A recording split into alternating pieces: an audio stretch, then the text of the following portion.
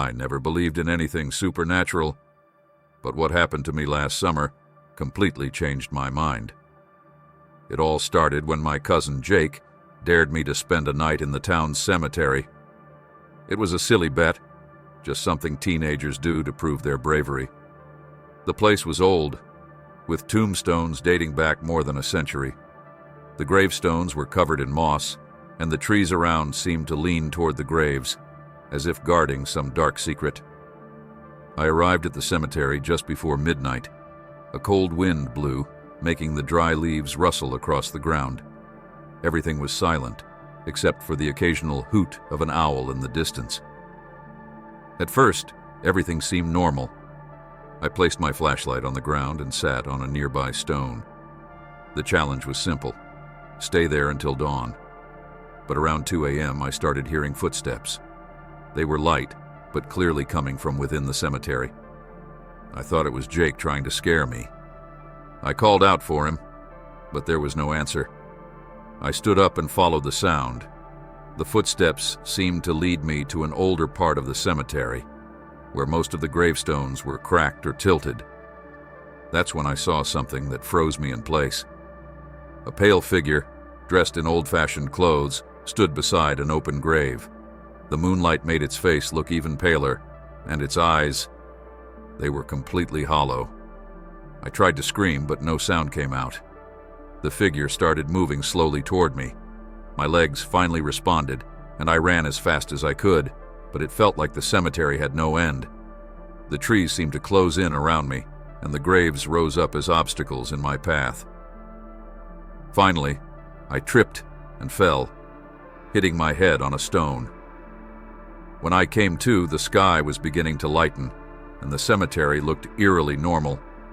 There was no sign of the figure, and the open grave I had seen was undisturbed. I went home in a state of shock and told Jake everything. He swore he hadn't left his house that night. I decided to do some research on the cemetery and found out that decades ago, there were rumors about a gravedigger who had gone mad and vanished there.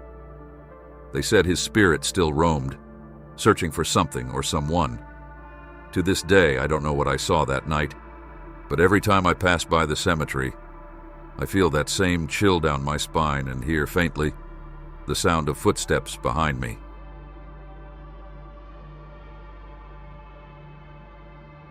I've been working as a gravedigger for over 15 years.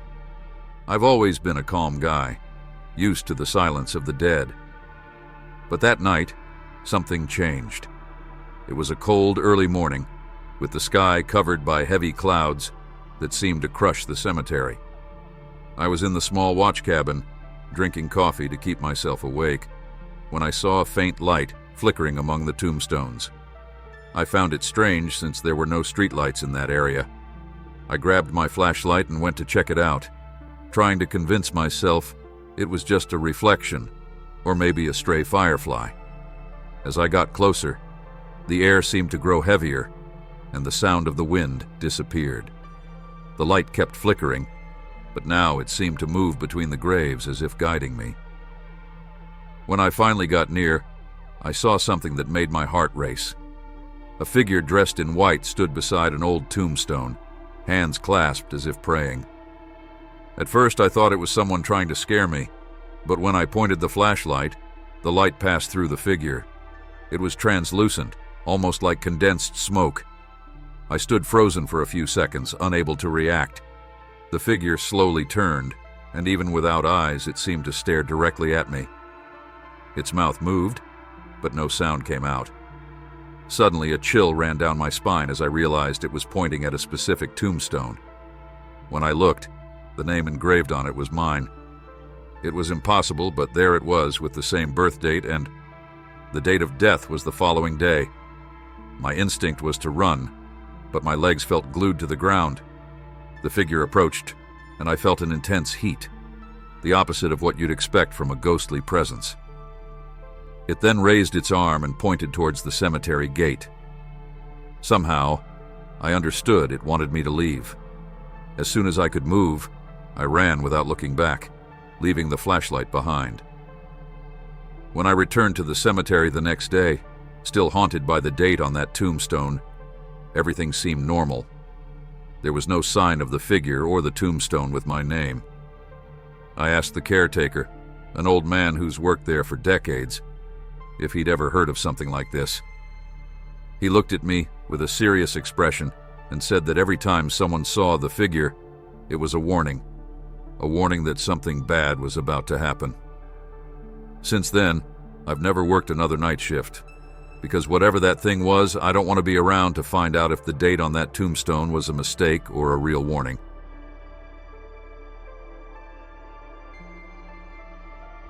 It all started on an ordinary morning. I was digging a new patch of land on my farm, trying to expand the field for the next crop. The sun had barely risen, and the cool morning air made the work more bearable. My hoe struck something hard, and I thought it was a rock. But as I dug deeper, I realized it was a coffin, an old weathered wooden coffin buried under centuries of soil. When I opened it, I found human bones, along with ancient objects, coins, a crucifix, and a small diary. My heart raced, but I decided not to tell anyone. I kept the diary and covered the coffin again, thinking that would be the end of it. That night, I started reading the diary. It was written in archaic language, but I could make out some parts. It spoke of strange rituals, sacrifices, and something called the Watcher, a guardian of the cemetery who would seek revenge for any intrusion. I laughed, thinking it was just an old superstition. But as soon as I closed the diary, the house lights flickered and went out. I went to the window and saw something strange. In the middle of the newly dug field stood a tall figure, motionless. I couldn't see its face, but its eyes glowed a reddish hue, like embers. In the nights that followed, things got worse. The farm animals began acting oddly. The cows mooed desperately, as if they could see something I couldn't. The dogs, always so loyal, refused to leave the barn after dusk. And every night, exactly at 3:03 a.m., I heard footsteps around the house. They were slow, heavy, and always stopped right in front of my window. But when I looked, no one was there. It was as if the very air around me had changed, becoming denser, heavier. One morning I found bloody handprints on the barn door. They were small, like a child's. Inside, all the tools were scattered on the ground, as if they'd been used in some ritual.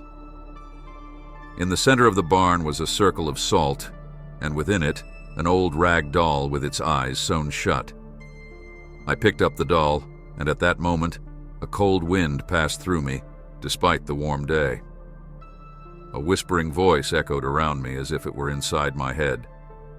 You shouldn't have disturbed what doesn't belong to you. I decided it was time to leave. I packed my things and went to the city, but even far away, the bizarre events followed me.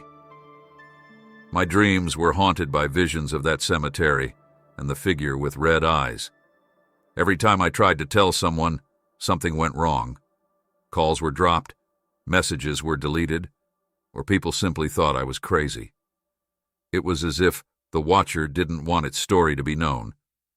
Today I write this account as a warning. I still don't know how to stop this, but one thing is certain. If you ever find something buried in a forgotten place, leave it alone. Don't touch it. Don't read it, and never take anything with you. Some things belong to the past and should stay buried, because once you disturb them, they'll never leave you in peace.